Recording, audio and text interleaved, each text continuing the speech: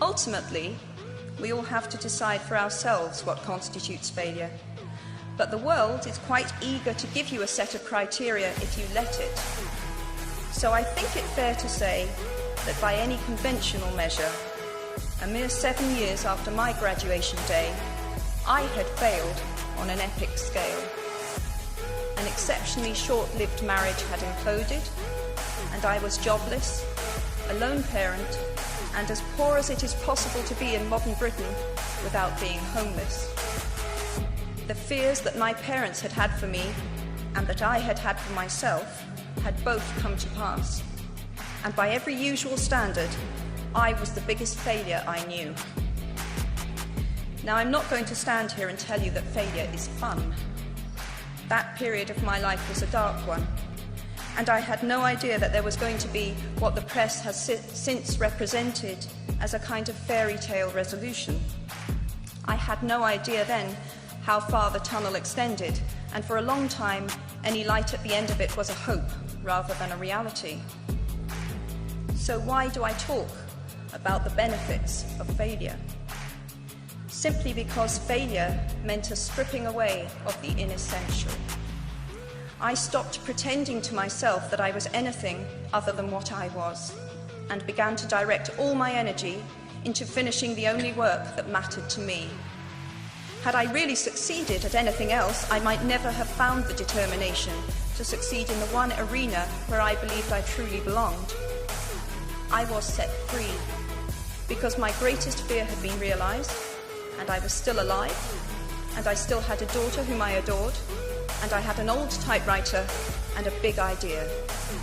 And so rock bottom became the solid foundation on which I rebuilt my life. You might never fail on the scale I did, but some failure in life is inevitable.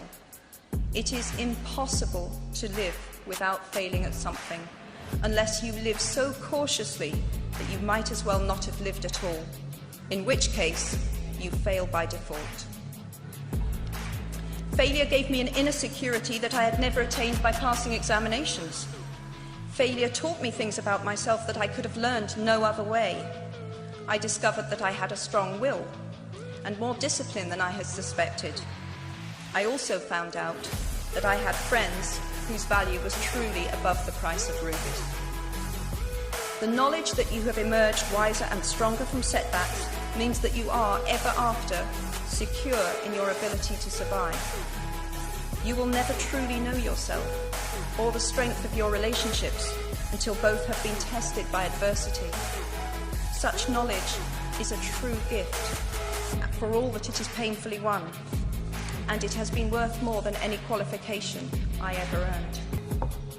So given a time turner, I would tell my 21-year-old self that personal happiness lies in knowing that life is not a checklist of acquisition or achievement.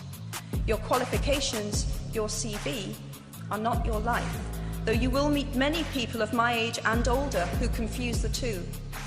Life is difficult and complicated and beyond anyone's total control, and the humility to know that will enable you to survive its vicissitudes.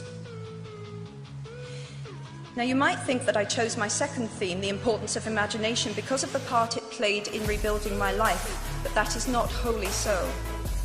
Though I personally will defend the value of bedtime stories to my last gasp, I have learned to value imagination in a much broader sense. Imagination is not only the uniquely human capacity to envision that which is not, and therefore the fount of all invention and innovation. In its arguably most transformative and revelatory capacity, it is the power that enables us to empathize with humans whose experiences we have never shared.